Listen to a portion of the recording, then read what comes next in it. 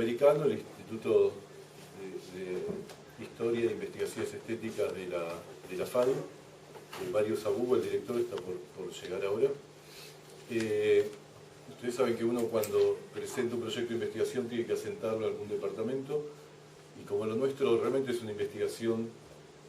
desde la historia hacia adelante, pensamos de que el instituto es un buen espacio donde está asentado y desde donde el cual podemos trabajar y colaborar, inclusive en áreas que también hacen a los distintos diseños. Hay un departamento formado hace bastante poco, tendrá un año y pico, con la coordinación de Verónica de Valle, la profesora Verónica de Valle, que tiene que ver con un departamento más centrado en el área de estética, y que es en el cual nosotros también estamos participando como equipo de investigación. En principio, bueno, aquí están los nombres del equipo. El equipo está conformado por los diseñadores de imagen y sonido Gabriel Ruth, Mariano Ramis y Santiago Núñez, que está sentado aquí, por la licenciada y futura doctora Cristina Boto. Los cuatro son integrantes de la cátedra de diseño audiovisual 1, 2 y 3 de imagen y sonido. Y a la vez tenemos cuatro colaboradores, de los cuales 3 son graduados de esta casa, del diseño de imagen y sonido, que son Carolina Capa, que está en la Cinemateca de Bolivia, Alejandro Borsani, que está en la Universidad del Norte de Texas, en Estados Unidos, Vanessa Hoffman, que está en la Universidad de Barcelona, y que a la vez dirige un sitio que se llama Taxomedia, que está dedicado a investigar la preservación de obras en arte electrónico. Y otro colaborador es Andrés García de Rota, que si bien no es graduado aquí, fue docente de la casa. Él dirige en este momento Plataforma Bogotá, que es el Media Lab de Bogotá de Colombia. A la vez el equipo está integrado por 4 estudiantes de imagen y sonido: Jennifer Gamboa, Franco Castro, Marina Grasso, Rodrigo Meléndez y Gonzalo Meijer. Los 5 estudiantes se suman al proyecto de investigación también con la posibilidad de participar de un proyecto de investigación y a la vez tener, en este caso no todos, porque algunos ya terminaron, o sea, lo hacen realmente por voluntad de colaborar y de participar, y otros por el tema de poder tener aprobada una materia optativa por participar del proyecto de investigación. En principio este es un proyecto que lleva ya bastantes años y que fue tomando forma en estos últimos años, que tiende a buscar para el diseño de imagen y sonido una alternativa a la visión histórica institucional de la historia de los medios. Digamos, en general, y casi todas las historias de los medios se basan en lo cinematográfico y en un estilo de cinematografía bastante particular, que está asignado por una forma de hacer cine que tiene que ver con un desarrollo sumamente industrial. Digamos, nosotros vemos, y también hacemos, la mayoría somos artistas también, realizadores, que no hay una historia contada desde la alternativa a la industria. También nosotros lo llamamos un poco la cara oculta de la luna, porque hay una historia del cine que ha sido institucionalizada históricamente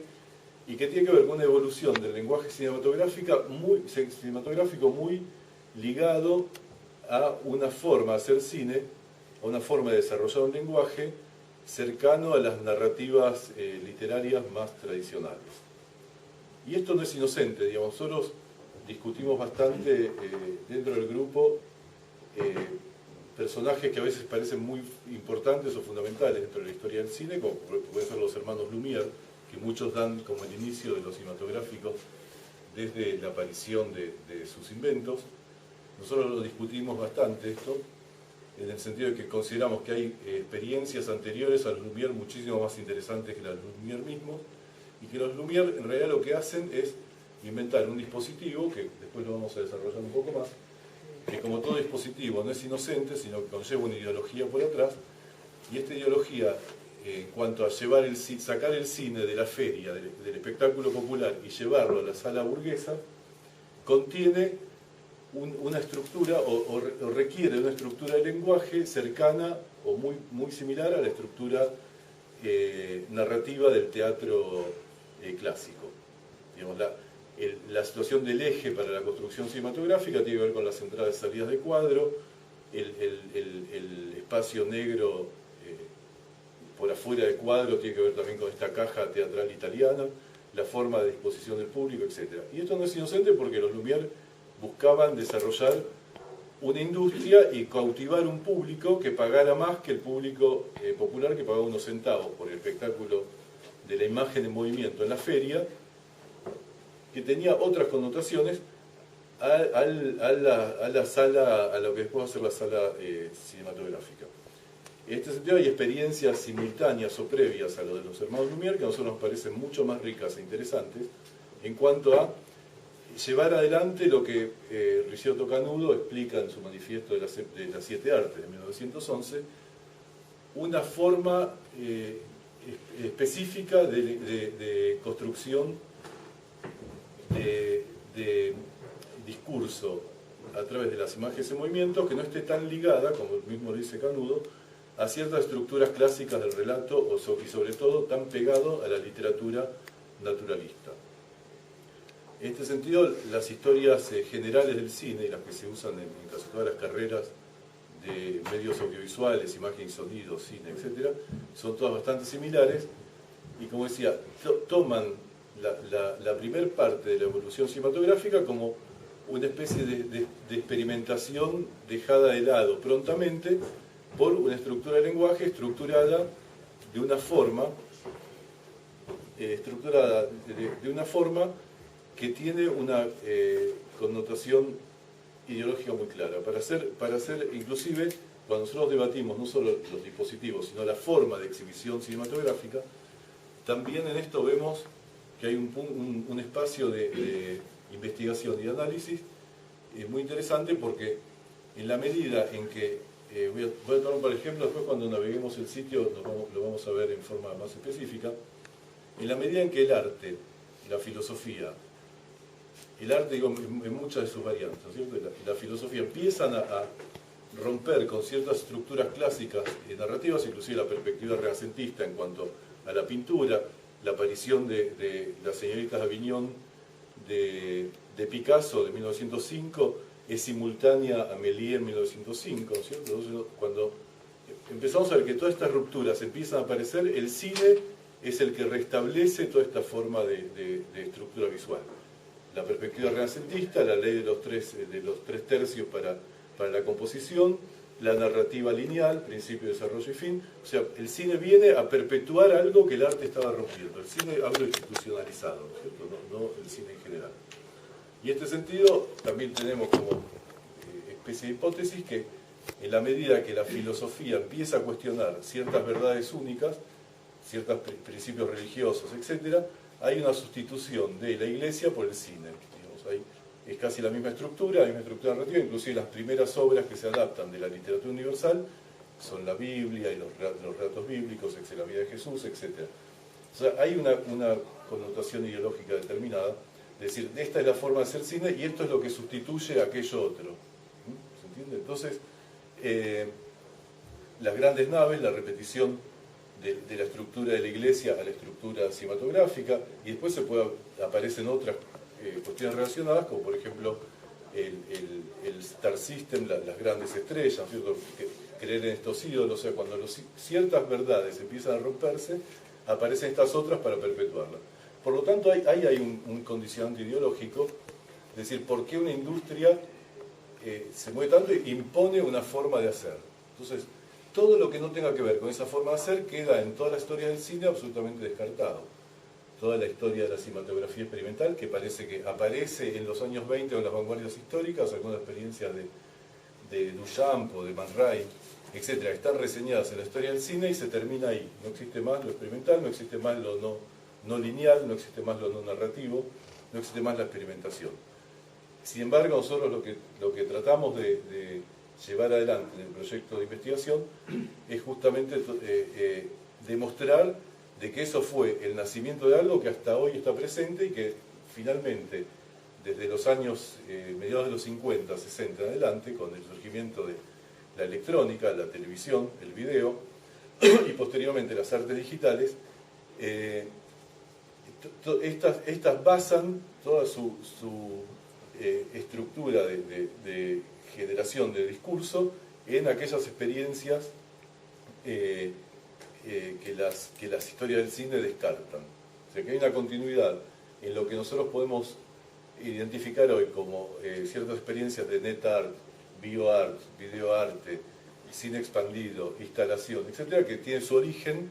en aquellas experiencias iniciáticas del cine, inclusive en las de Méliès. Hay una pequeña película de Méliès que ahora en un minuto revisamos, pero antes de esto a mí me gustaría, leí con mucho interés el último número de Anales, el 42, que edita el Instituto Norteamericano, y me encantó porque cuando veo el primer artículo, que digamos puede darle pie a casi todo el número, que es de Jorge Ramos, que se llama América, Culturas del Tiempo, me llama la atención, y si me permiten voy a leer dos parrafitos, porque me parece interesante el cruce que hay entre lo que plantea el arquitecto Ramos y cierta identificación que nosotros encontramos en este texto como grupo de investigación, que me parece interesante el entrecruzamiento. En principio, Ramos plantea una cuestión de cómo el Occidente revisó o visualiza la idea del pasado, presente y futuro, ¿no? Dice que en la cultura occidental el futuro está hacia adelante, metafóricamente, el pasado hacia atrás y el presente donde estamos parados. Sin embargo, él dice que en las culturas aymaras, en las más tradicionales americanas, el futuro está atrás, el pasado está adelante, o sea, lo que nosotros podemos, y el presente está donde estamos. O sea que uno puede visualizar el pasado, es muy difícil visualizar el futuro, porque el futuro no existe, es algo que va a suceder. Entonces, en esa ida y vuelta temporal, Ramos dice... no prendés la luz acá, también me cuesta leer con poca luz. Gracias. En esta línea no cronológica del tiempo, concebido como tiempos sucesivos, superadores de lo anterior, o sea, de la temporalidad occidental, no siempre es consustancial al mundo cultural latinoamericano y caribeño, en que habitamos, donde coexisten sin conflicto pasado y presente. Es necesario salir de la trampa del progreso, de lo nuevo y lo viejo, y criticar la novedad como tal, ya que novedad no implica necesariamente transformación o mejoramiento de la condición humana. Tampoco implica procesamiento crítico. Me parece interesante lo que dice Ramos, por un lado por lo de lo nuevo y lo viejo, porque nosotros pensamos de que no hay nuevas tecnologías, que las tecnologías son una evolución de las que ya existían y que es muy difícil hablar de nuevo hoy en día, porque si revisamos que la primer compu analógica es de 1822, es muy complejo hablar de que la computación va a traer un nuevo universo o que vamos a tener que cambiar un montón de cuestiones en cuanto a cómo construir mensaje audiovisual, porque aparecen las computadoras, cuando las máquinas de cálculo tienen casi la edad de nuestro país, ¿no es cierto? Y por otro lado, esta idea de lo no temporal, que él después lo vuelve acá a acentuar cuando habla de un libro de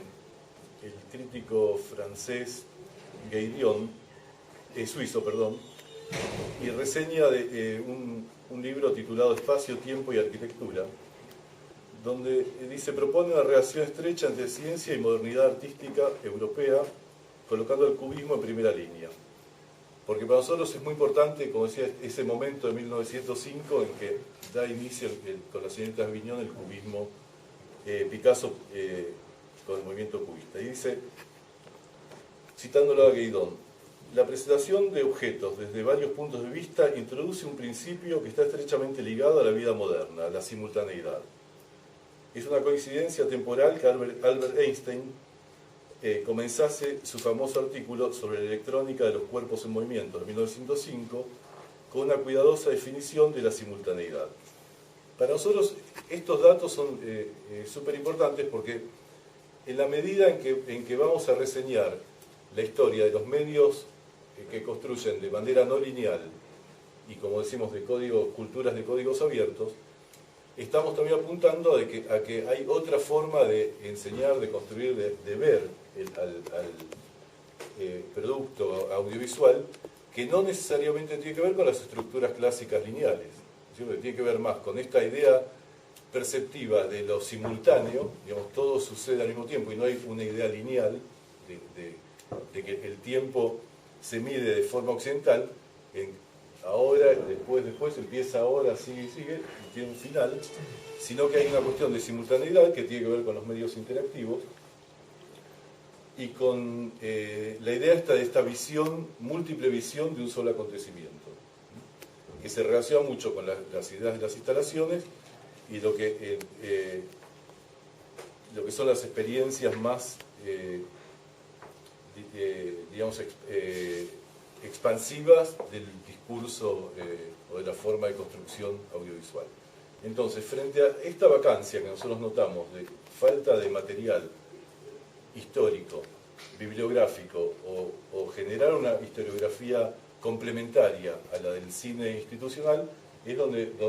planteamos nuestro proyecto de investigación como desarrollo. En principio quería mostrar un segundito la película de Méliès. Es una película, como decía, de 1905, podemos apagar inclusive una más. Que a mí me parece interesante porque Méliès plantea, fíjense, ya en 1905, y son casos de análisis, ¿no es cierto?, que lo reseñamos, porque él plantea primero una división de pantalla en 8 fragmentos, donde aparentemente la imagen está congelada. Lo que va a aparecer por efecto muy manual, fijemos 1905, tiene más de 100 años,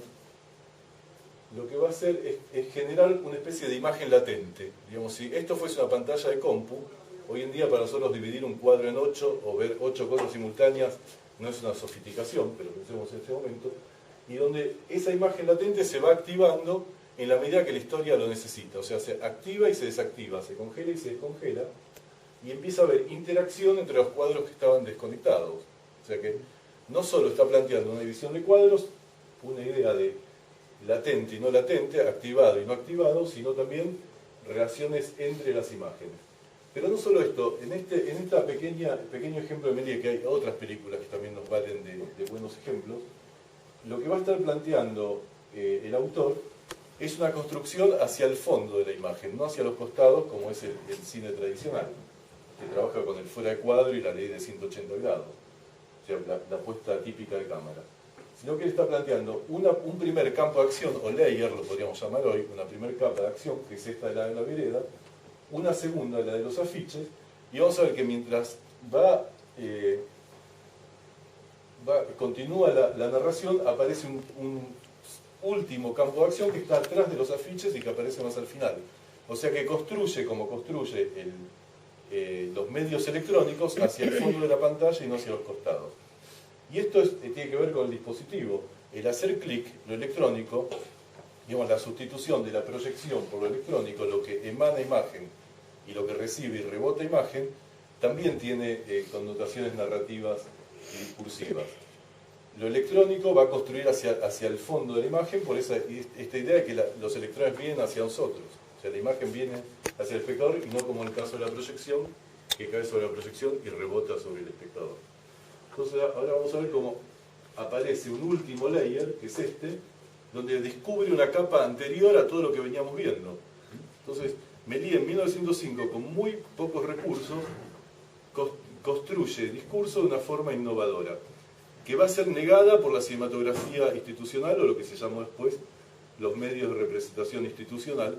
que es desde que Griffith en adelante empiezan a imponer una forma de hacer cine, digamos, la forma lineal. Empieza esto, termina esto, principio, desarrollo y fin, etc. Entonces, lo que vemos acá son casi los tres, al final de la película, los tres layers de construcción de la imagen en simultáneo. Casi todas las películas de Méliès tienen lugares donde investigar desde este pasado. Por eso también coincido con lo que dice Ramos, de que no hay lo nuevo y lo viejo. No hay nuevos medios, viejos medios. Los medios son los medios y son los que están. Nosotros para el proyecto de investigación lo primero que hicimos fue recopilar datos. Tenemos el sitio que se llama lo vamos a ir viendo, se llama Proyecto IDIS. IDIS es investigación en diseño, imagen y sonido, donde ahora Gabriel les va a dar algunos elementos de navegación, donde hasta el momento hemos subido 615 datos. O sea, cada posteo es un posteo, acá está puesto en random, no está puesto en orden de ningún tipo, hay ordenamientos para navegar, donde vamos a tener, subir un poquito, donde vamos a tener varias opciones de navegación, que son artistas, dispositivos, libros, obras, sitios y términos. Lo que intentamos es generar también una bibliografía específica y en cada libro están los PDF con la mayoría de los textos. Los sitios son todos sitios relacionados, tienen que ver con sitios que están trabajando todo lo que tiene que ver con tecnología digital y electrónica, inclusive con análisis histórico, con lugares de investigación, centros de investigación, universidades, laboratorios, etc. Artistas, nosotros intentamos que el sitio tenga una focalización muy importante en las experiencias latinoamericanas, o sea que estamos reseñando a los realizadores y artistas y diseñadores de imagen y sonido más importantes del continente, en conjunto con las experiencias internacionales, ¿sí? las experiencias mundiales. Y por otro lado, estamos definiendo una cantidad de terminología que entendemos que todavía no está muy bien definida en español, como NetArt, videoarte, performance, etc. El sitio es bastante infinito, o sea, no lo damos por concluido. En el informe final de investigación pusimos que hemos llegado más o menos a un 60% de lo planteado. Nos queda en carpeta y a través de los colaboradores un montón de material por subir, y pensamos que todo el tiempo esto se tiene que ir regenerando y construyendo a través de los convenios que estamos realizando con sobre todo graduados de la carrera que están en otras universidades del mundo investigando. Y por otro lado, hay dos o tres puntos que surgieron de esta investigación que nos da pie para continuar con otra investigación, que es lo que va a plantear Cristina al final, que es una cierta semiótica del tagueo, que no lo estamos descubriendo, estamos empezando a entender qué significa lo relacional, cómo construir cuando llega un dato, construir relaciones con otros datos y que sea un material de consulta en el aula y que vaya llevando al que lo consulta por dos o tres recorridos lógicos. Todo un tema que tiene que ver con la construcción de un sitio en Internet. Y por otro lado, estamos pensando también en el desarrollo y diseño de una cabina de visualización que sea inmersiva e hipermediática, o sea, que tenga que ver con lo que se está consultando, que podría, a través de un desarrollo de planos, que estamos recién comenzando a pensar cómo podría ser, podría estar libre para construirse en cualquier universidad pública que así lo desee, o sea, por los planos y los planos técnicos libres en Internet, junto con toda la base de datos. Porque la idea es que si el estudiante quiere revisar, el estudiante o investigador, quiere revisar algunas de los conceptos que están vertiendo acá en el sitio, tenga la experiencia vivencial de qué significa estar en un espacio inmersivo también, un espacio instalativo o un espacio interactivo. En esto también es como un nuevo desafío para el sitio. Uno, seguir completando los datos, y dos, revisar la cuestión de la semiótica del tagueo y la forma de consulta y visualización de un sitio que tiene que ver con esta nueva forma o forma contemporánea de acercarse o consumir productos de diseño, de imagen y sonido que tienen que ver con lo electrónico y lo digital.